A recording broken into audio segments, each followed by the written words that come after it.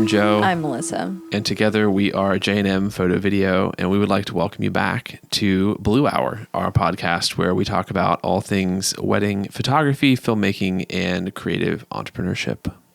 And why do we call it Blue Hour? So we call it Blue Hour because Blue Hour is the time of day right after sunset. And we have two little girls, and hopefully Blue Hour is when they are in bed and asleep and we have time to record this. But tonight, that's not the case. That's the goal. But tonight it is 10:10 as we are sitting here.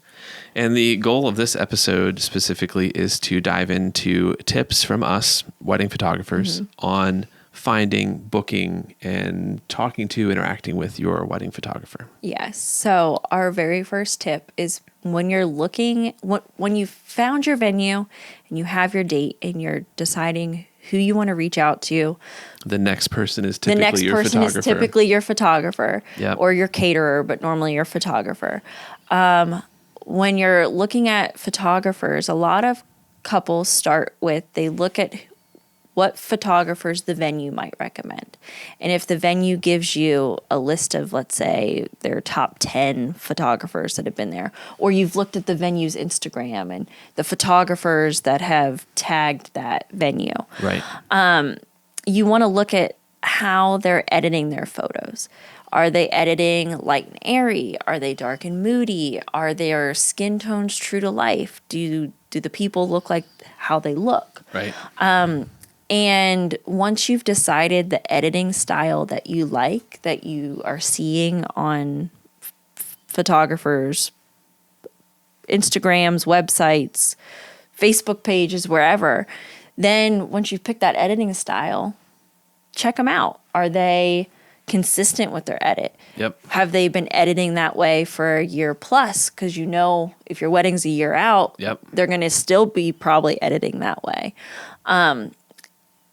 What I'm getting at here is don't pick a photographer that's just editing with the trends too. Right. You want to pick a photographer that you love their work, you want to work with them, you love the way that they've made another couple look, and you're hoping that they'll make you look just as good as they made that couple look. Exactly. And you want to pick somebody whose work you want on your wall in 10, 20 years, because that's really the point, right? Yeah. Like you want to be happy with these images for the rest of your life. Right, because you're going to look back at your wedding photos. You're going to share those photos with your kids and your grandkids. And Exactly. those are photos that are part of your family history.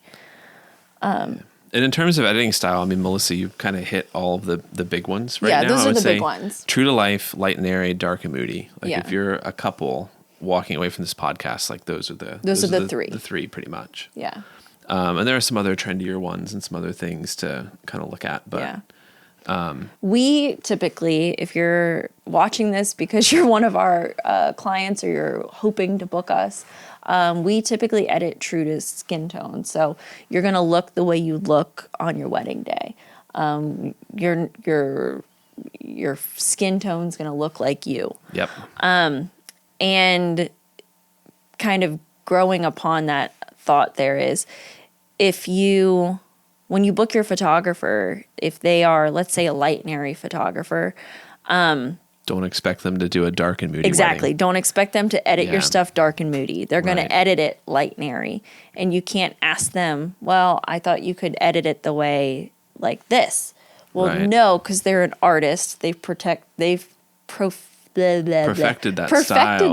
style. Yeah, it's over years. 10, 10, 10, 10. Yeah. There you go. Man, I'm struggling. We'll get through it. Let's keep going. They've perfected that editing craft for years. They're not going to just change their edit just for your wedding. So, and Yeah. I mean, we're not going to do that either. So. Yeah, and we've perfected our style too, I think, over the past year or so. I would definitely characterize us as true to life, a little bit on the lighter side. I would say pretty classic, Yeah. right? Our whole goal is that we're going to give you images that you're happy with in 20, 30 years. That the only way you're going to know you got married in 2024 is because you know you got married in 2024. I mean, yeah, we're going to do some trendy poses and stuff on your wedding day. But you can't tell by the edit. But you can't tell by the edit. We're not going to edit trendy. Yeah. And that kind of runs into our second tip, kind of the workflow and kind of creative mind, customer service part of the photography space. You want to be looking for a photographer, and as you're having those initial conversations, be mindful of their creative workflow and the way that they treat you on the calls and the way that everything kind of flows into wedding day. You're going to spend more time with your photographer on your wedding day than anybody else that's at the wedding, which is kind of a wild thing to think about. I mean, you might even spend more time with your photographer on your wedding day, like during the wedding, than your spouse. That's true, actually. Because I know with me, like if we're photographing a wedding together, Joe goes off and hangs out with the guys, and I'm with the girls in the getting ready suite. Yep. I'm with that bride the Start to finish. Start to finish. Yep. Like I'm with her like all day. Now there are times in the day where I'm not like right with her, but I'm spending the whole 8 hours we're there with the bride when the groom's not there while she's getting ready, you know? So sometimes we're spending more of the wedding day with them than they're spending with their actual spouse. And so some things that you want to ask as you are talking to and booking photographers is, tell me a little bit about how you operate on a wedding day. Are you going to be pulling us when we're trying to visit with friends and family for more and more photos? Are you going to be, getting everything into like 3 to 5 minutes and that's it? Just what is your kind of creative flow on wedding day? Because we've had couples where I like to tell our couples when we book them, we can either fit everything you need in 5 minutes, or we can expand out to 25 minutes if you are overwhelmed by your 200 guests and need a minute. Yeah. So we're flexible, and that's what we try to do.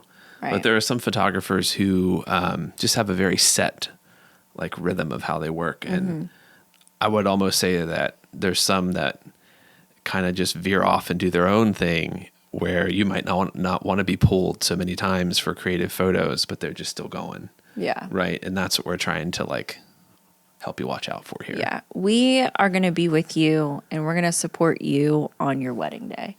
Like when we have that final planning call and we've seen your timeline and we've talked about, okay, we can fit couples photos in here, couples photos in here. Do you want night portraits? Do you not want night portraits? Like, it's all about what the couple wants. If they don't want to be pulled a bunch, we don't pull them a bunch. We take advantage of the pockets of time we have them.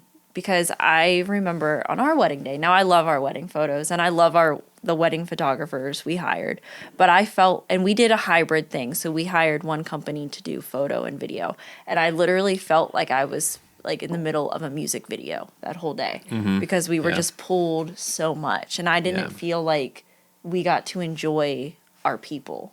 Right.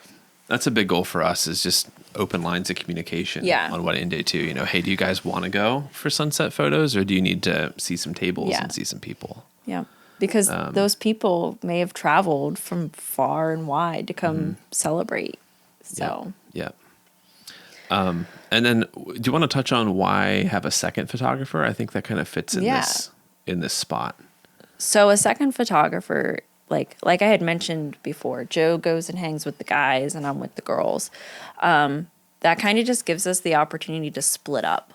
So cover more. Yeah, cover more things. More efficiently too. All the things. So I'd go with the girls for getting ready, Joe's with the guys, and then when we're doing party photos, I take the girls, he takes the guys, we do them all together. Yep. And then when we throw them all together, one of us is directing the whole group, and then the other one's getting the opposite angle of the group. Yep. And then same idea with the couples portraits. One of us is directing, and the other one is getting an opposite angle. So you really are getting two photos at the same time. Yeah, two versions of things at the same time. Which, if you are a couple that doesn't want to be pulled for a ton of photos and you want to try and get your couple's portraits done in 10 minutes, that's where a second photographer comes in handy. Really helps with variety. And you're going to see more things in your gallery. Yes. So you're going to see, like, if you have a couple and they're like I don't know. One of our favorite poses is the bear hug, where the groom like hugs the bride from behind, and we have them look in opposite directions. We shoot that so differently. I know, and like I'll shoot it like dead on, right? And Joe's shooting it at a different angle, and it just with a different focal length, and Yep. it's just giving a creamier finish to Yep. the Different gallery, vibe. and it's a Yep. different vibe. And he sees things differently than I see things, and it's just a nice addition. Yeah, when we do work with other people, they bring something else to the Yeah. table too. So Yeah. we highly recommend having a second photographer, especially on days where there's no first look. Oh yeah, Yeah, we can talk about like planning and all Yeah. of that in a later Right. in a later episode. But Yeah. if you're not doing a first look, I would highly and you expect recommend. the groom to cry. Like if you don't expect the groom to cry, like I don't know if you need a second photographer during the ceremony. However, if the groom It's still beneficial. I know. But if the groom is going to be like teary-eyed, like you definitely want to have a second photographer to get the bride coming down the aisle, and then someone is getting the groom wiping his tears. Because that's a really good example. There are literally two important things happening at once, and there is physically no way. Yeah, because mean- you want to like whoever's getting the groom needs to be standing the up groom. front on the groom, can't move because you got to get him wiping that tear. But then at the same time, you want the train of the dress coming down the Right. aisle, and you can't have both. So Right. in that instance, you have to pick. Okay, am I getting the groom wiping his tear, or am I running to go get her train coming down the aisle? There are some instances where the timing lines up, and a photographer who's really good would be able to do both Yeah. at a similar time, or like take one then the other kind And of if thing. it's a micro wedding, you could do Right. that. Yeah, smaller weddings, it's a lot more possible, but Yeah. on a normal scale, I don't know, 50 or more guests type of Yeah. wedding, You more can't- traditional you wedding. can't do both. It's really difficult to do both. So Yeah. we find it super advantageous to have a second photographer. Yes. So another question. Can I say one more thing Oh, yeah, about yeah, second yeah. photographers? So backing up.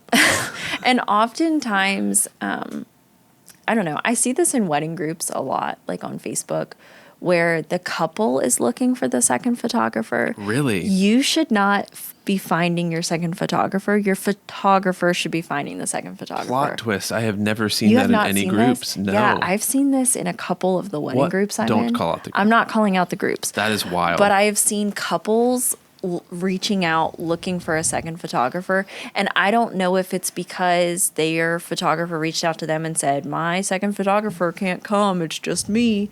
But your photographer should be finding your second. That is absolutely wild. Yeah, and I know for Joe and I, we are generally each other's second photographer. Like he'll say, okay, I'm going to lead.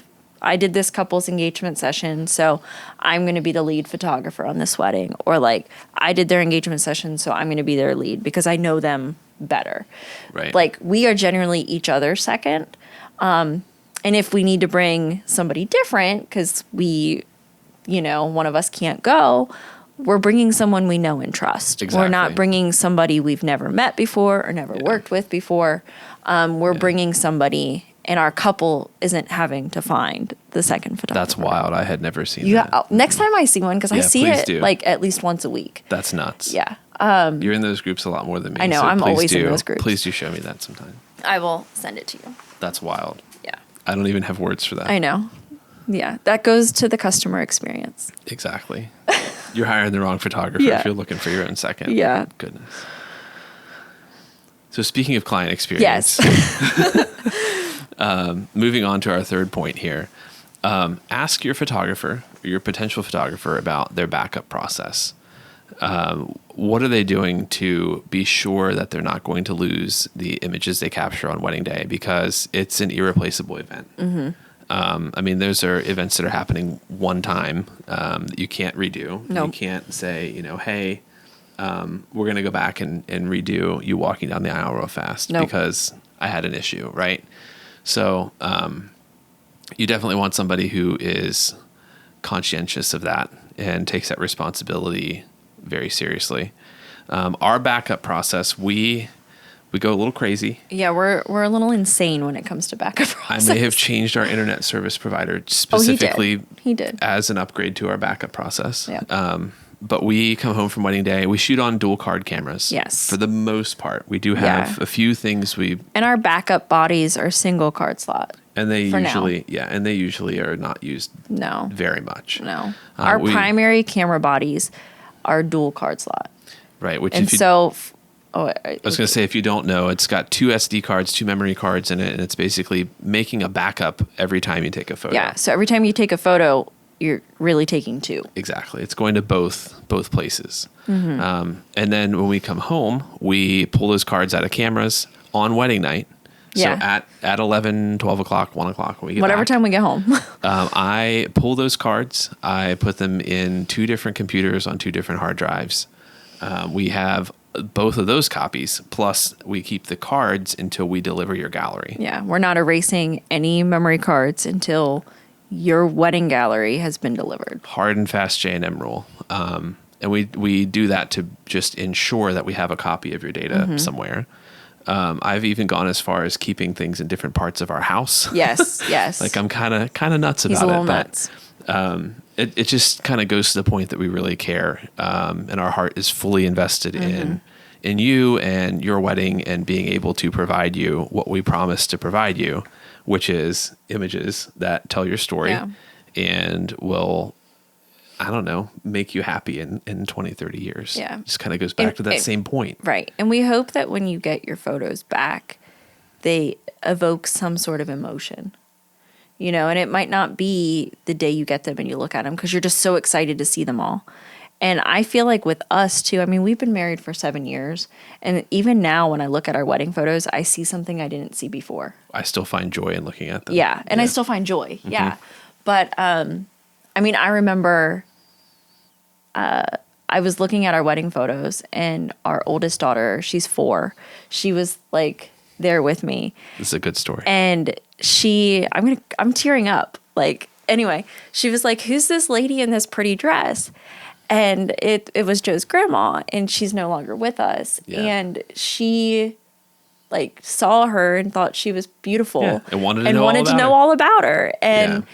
And you know, having that memory and that she was at our wedding and she never got to meet our daughter. And so as wedding photographers, photographers in general, we take that responsibility. You have no idea how your images are going to be received or loved or how they age over the years. And we take that responsibility so seriously. Yeah. So on wedding day, we are going to capture hopefully every joyous moment we can for you. And random ones that don't matter at the time, but might matter in 5 years. Yeah. Like, because that's some random person in a photo booth that we just happen to take a picture of. You might love that photo in 10 years from now. Yeah. And that kind of speaks to our next point, which is to, as you're booking photographers, ask them, because we're kind of circling back. That's our main theme here. If you're somehow just joining us, I don't know how you would be just joining us. No, because you start a podcast from the beginning. Anyhow. You need to go to bed. But another point that you want to take into consideration when you're hiring a photographer is asking to see a full gallery, see a full day of their work from start to finish, and just judge for yourself if that quality of work stands up. Because when you ask to see a full gallery, you're seeing how they're shooting in a getting ready space during the ceremony. Is the ceremony in a church? Is it outside in an open field? Is it under a bunch of trees? What the reception lighting was like? How did they edit with DJ lights? Like, what is their workflow? What does it look like there? Because a lot of times what you see on people's website and Instagram and portfolios and everything is their very, very best work. Yes. And we know, and you will find out, that wedding photography is a whole bunch of different styles of photography all crammed into one day. Yeah. So it's important that you get to see some photojournalistic shots and some detail shots. And I feel like a lot of photographers, and I know we're guilty of this. I rarely post reception photos on Instagram. True. Like I'm never posting what's happening during the reception. I'm never posting getting ready stuff. Very seldom am I posting a getting ready photo, right? Most of the photos we post are the couple during the 10 minutes we have with them. Yep. And it's the very best work we did all day. Yep. Or it's the party, we'll post the party. We're not posting the entire day because It's hard to. It's hard. Yeah, and you want to show your best work and put your best foot forward. And I'm not saying our getting ready work and our reception work isn't good. Right. But what's going to get people in the door is they see a couple, they see this beautiful image You're of exactly a bride right. and groom. And they see themselves in that they photo. see themselves, exactly. Yep. Which in turn, a lot of times wedding photographers in general, what they're posting on their Instagram might not even be an actual wedding. It might be a styled shoot. This is where the full gallery is important because it separates. It separates what a actual wedding looks like compared to a styled shoot. Now, if you're like, what on earth is a styled shoot? A lot of photographers or venues that are new or decorators that are new will host a styled shoot just to kind of showcase their venue, showcase their tablescapes, showcase something. And they'll have photographers pay to go to these things where they take pictures of models in wedding dresses and guys in tuxes in the most perfect conditions possible. And they're super fun. Oh, yeah, they're super fun. They're great to network. They're great learning experiences. Exactly. They're all, there's a lot of benefits, but where we think it's kind of a bummer is when people put it on websites and don't call it out, Because if you're shooting in those conditions, everything's kind of lined up for you. Everything's perfect. Like the tablescape is perfect. And Aunt Sue hasn't already put her purse on her chair at the reception. Right. Like yesterday I was at a wedding, and it was really important to the bride that I took a picture of the ceremony spot before anybody was there, before it was empty. Well, I'm like 35 minutes before showtime, and I walk up there and there's no people, but there's a random bag on a chair. Yeah, got to claim that chair early. It was a micro wedding. You know what I mean? Like, and I'm sure we know the people that set that up. I'm sure there were extra chairs, right? Very few. Okay. But still. Anyway, so here I am. I'm trying to, because it's very important to the bride that the chair, there's a photo of the ceremony spot with no people. Like she told me on the call that's what she wanted, which I would get anyway. But here I go. I'm like, well, there's a bag. So I went and picked it up, and I'm holding the bag because, like, I don't want to forget to put it back on the chair, So real life shooting scenario. Real life shooting scenario versus a styled shoot. That's not going to happen. There's going to be no bag. Yeah. There's going to be and there's going to be 10 people looking to curate exactly how it looks. Because the planner wants the table to look just so. And if the dresses have been provided by a local bridal boutique, the person there wants the dress to be perfect. They want it fluffed. They want the veil perfect. Whereas on a wedding day, I'm generally the one fluffing the dress. You are maid of honor, but most of the time. Most of the time it's me. Most of the time you're calling for the maid of honor. Get over here. Come over and help out. Yeah. So definitely, like, if you think that their wedding work on their website is a styled shoot, it's not a real wedding. If you don't see variety. If it's like all the same couple, chances are it might be a styled shoot, or they just haven't done a lot of weddings, which is fine. Yeah. And we're not like dumping on styled shoots. No. They're very useful. Right. However, they shouldn't be represented as your entire portfolio. They should be posted on your social media and say, I'm so glad I was able to attend blah, blah, blah, blah, blah, styled shoot. Exactly. Anyway, there's my soapbox about styled shoots. I get fired up. Now, I will admit we have an iPad here. If you're our listening audience, you may not see it, but on YouTube you will. Did you cover your last bullet point there? Oh, no, I didn't. So I don't know if this is necessarily for clients and couples, but I don't know. I feel like wedding photographers shouldn't put styled shoots on their website. I think I said this. Did I not? I think we've... I mean, we pride ourselves as like everything on our website is actual wedding work. Yep. None of it is a styled shoot. And we'll call out if it is. Like if we post on social, like will say, we were so glad to go to blah, blah, blah, blah, blah, styled shoot. Yeah. But nothing on our website is a styled shoot. They are all real people, real couples, real everything. Nothing was perfectly curated in a perfect scenario.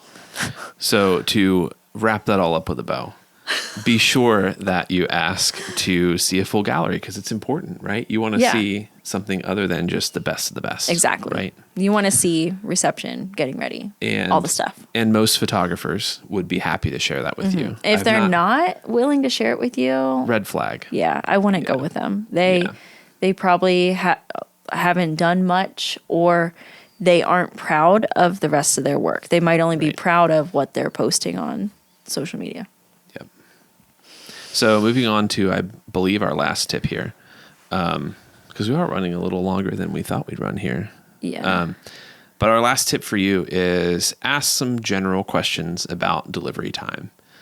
This can vary with your photographer and with your area and with just the general, I don't know, variety of life, if you will. But your photographer should have a pretty good idea of what their delivery time is. I mean, it can range anywhere from, 4 weeks to 6 weeks to 12 weeks, but your photographer should be upfront with you when they book and have an answer. How long it's going to take them. I know for us, we strive for on your 1 month anniversary, we're going to get you your stuff. Right. However, during our busy season, which is what we're in right now, videos are taking a little longer than a month. Photo galleries might take 5 weeks instead of 4. But we're doing our absolute best. Yeah, and we're letting you know up front when you book, hey, if you're booking us in October, it's going to be probably more like the 6 week mark. Yes. And we're letting our couples know, 4 to 6 weeks is our standard usually. Mm-hmm. And to that end, if you're getting someone who's telling you, oh, it'll be a week, I'll turn everything around for you in a week. That's a big red flag. Kind of a red flag too. On a wedding day, you take thousands of images typically. On a regular, let's say a regular like 8-hour day, right? Mm-hmm. You're going to take a couple thousand images. I would say anywhere from like 5 to 8,000 images. So as our primary photo editor, what do you generally then bring that down to? I don't know. I try and get it around 700 to 800 because some of those are just not good photos. Or they're repetitive. Or they're repetitive. It's too many. But the point I'm trying to run into here is how are you going to get through those in a week? Yeah. I mean, if you're full-time and you have different systems and processes. Even if you're full-time, that's still a lot. Right. I mean, I kind of technically am full-time. I stay at home with our girls. But, I mean, I'm still a mom. So I still have, like, the mom stuff to do. Right. So I edit during nap time. I edit when they go to bed. It would be very difficult for me to get through a full wedding in a week. And do it well. And that's kind of what I'm getting at. And take pride in my work. Yep. Because I look at all 8,000 of those images. And I'm going to pick the best of the best. And then from those, I'm going to edit every single one. And if your photographer is telling you, oh, I'll get it to you in a week. Well, they're not spending the time on the edits as they should be. I know I've seen some local photographers put out some work and they turn it around very fast. And I'm looking at it and I'm like, well, this image is crooked. Right. And I'm like, it takes 2 seconds to straighten that in Lightroom. Like, yeah, or we'll see a lot of times where like things aren't as consistent as or they're not consistent. And when you get your gallery back, you want it to be consistent because when you hopefully make an album out of it and you're flipping through it, you want it. If you put a photo of the groom next to a photo of the bride, taken at 2 different times in the day, you want it to look similar. Right. And not drastically different. Right. So, yeah, if they're promising you a full multiple 100 image gallery in a week, that's a huge red flag. Yeah, and something else to look out for is the reason we are saying to ask this question is we run into people all the time too who are like, "Oh, you're a wedding photographer? I haven't heard from mine and it's been like 6 months." Oh, I know. Is that normal? Like, no, that's not. No, it's not normal. Yeah. I mean, ask the question up front and you should get an answer. And hopefully you don't run into the situation Right. of, hey, it's been, 3+ months and I've not heard anything and I've not gotten something delivered. We were at a wedding a couple weeks ago, and the bridesmaid who had gotten married, I think last year, she had said it took 9 months to get her photos back. Which is a long time. That is insane. It's a long time. Even So. if you are working a 9 to 5 Yeah. and doing photography on the side, like that's a long time. Yeah. I mean, I don't know what you're doing, but you're overbooking yourself, overworking yourself. Something. Yeah. I think that we limit ourselves so that we aren't giving our clients like we know when enough is enough. Right. Like we know when to say, okay, our October is booked. We cannot do anything else in October. Yep. We're done. Yep. We know when to say no. Yeah. I think we kind of have covered that piece of it. I think we could maybe head on to our bonus tip. What do you Yeah. think? You ready? I guess. It's a bonus tip, but it's a pretty big one. It's a pretty So, big one. Budget. Photographers offer a lot of different packages, a lot of different things for weddings, and what we see a lot is we see people posting something that says, "Hey, I'm looking for a photographer for my wedding. I have 1,200." Mm-hmm. Not, I'm looking for my photographer and I really want someone who's Light and airy, dark and right, moody, true or skin tone. They're not. has a romantic filmy Yeah. style, right? They're not. They're looking at it backwards. Exactly. Yeah. And that's kind of what we're touching on is, if you're reaching out and looking for photographers, maybe start with Hi, I love your work. Exactly. My start wedding with- date is this date. I'm hoping to spend around blah dollars. Right. Yeah. Because a lot of times, if you're approaching it from that angle, the photographer is going to be a lot more receptive, one, Yeah. and probably going to try to work with your budget instead of immediately writing you off. Yeah. I would much rather get a message of, I love your work. I have this many dollars to spend. Can you make me a custom package? Exactly. I would much rather get Yeah. that message than, I have Right. $1,200. Can I book you? Right. Like, And we're seeing that a lot more on like the groups. Yes. Right. We're seeing, I have $900. I have yeah. $1,500. Yeah.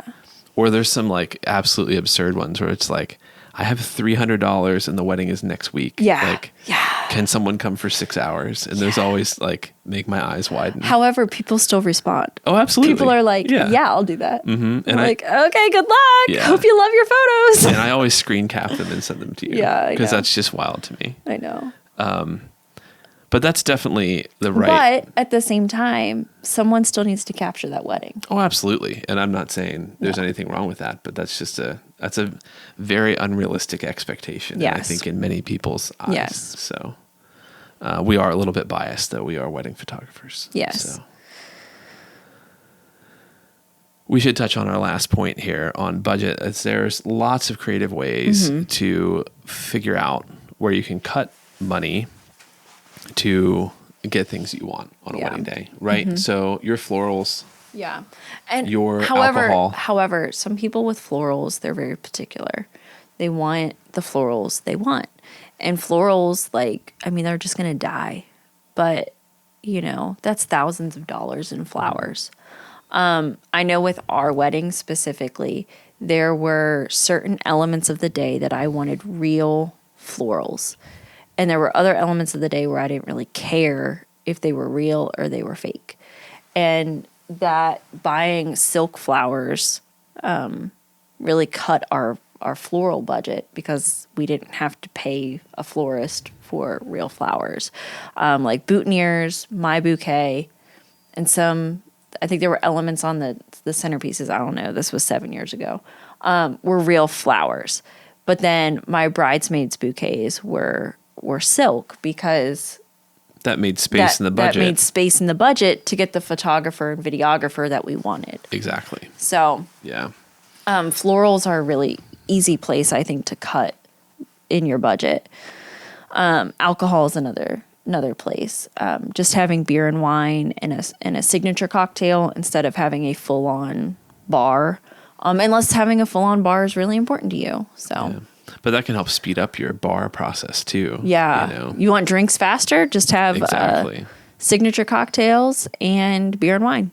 Yeah. Less choices, Yeah. less option anxiety. Yeah. And all of those things are just little creative ways where you can like pick and choose and still get what you want, Yeah.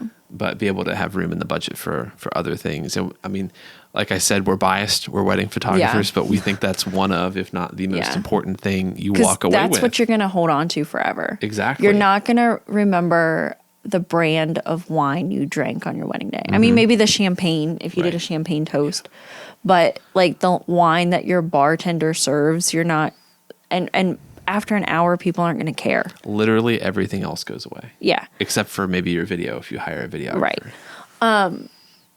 But like another trend that is gone with weddings is favors. I don't think people really do favors anymore. Interesting.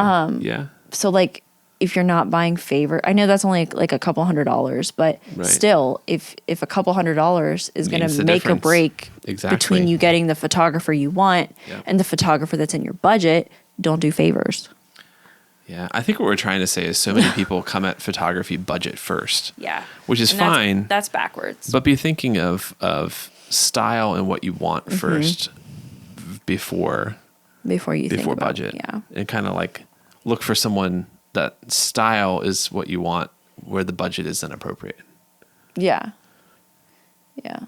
Yeah. Because obviously, if you're looking at their website and their budget is like triple what you're expecting to pay, Right. Then you Then- you need to rethink a little. then you need to rethink. But if they're close to your budget and they're like, I don't know, let's say $500 to $1,000 over what you're expecting to pay, I think you can find $500 to $1,000 somewhere in your wedding budget. Yep. Or ask them about their packages and see if there's something Yeah. they may be able to work I mean, out I that just way. made a custom package a couple weeks ago for a bride. She really loved our work. It's a venue we've been to multiple times. And the venue talked us up because they liked us. Yep.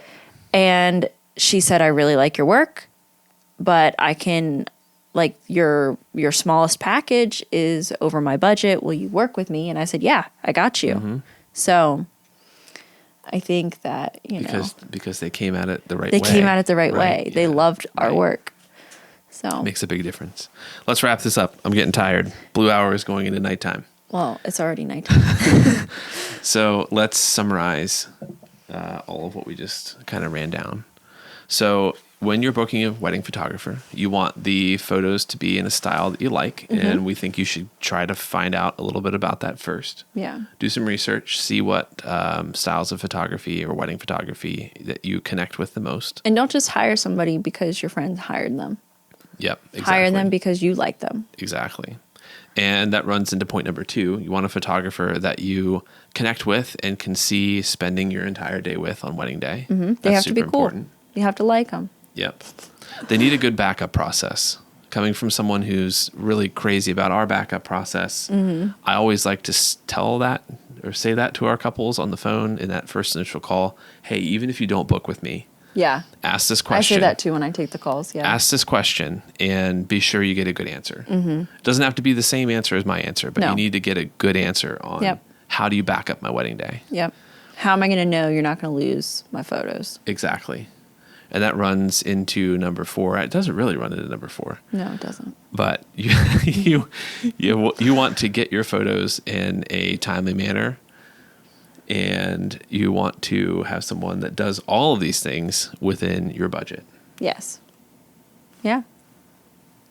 Cut. Done. Oh my Bye. gosh. You're like half asleep. If you've made it this far, thank you very much for joining us on our podcast, Blue Hour, where we talk about all things wedding photography, filmmaking, and creative entrepreneurship. We will be as consistent as possible with these, We'll do our best. which means they may be weekly, monthly. We don't know yet. Bi-weekly, who knows? But expect to see us back in this same format, and we'll hope you join us again. See ya. Bye.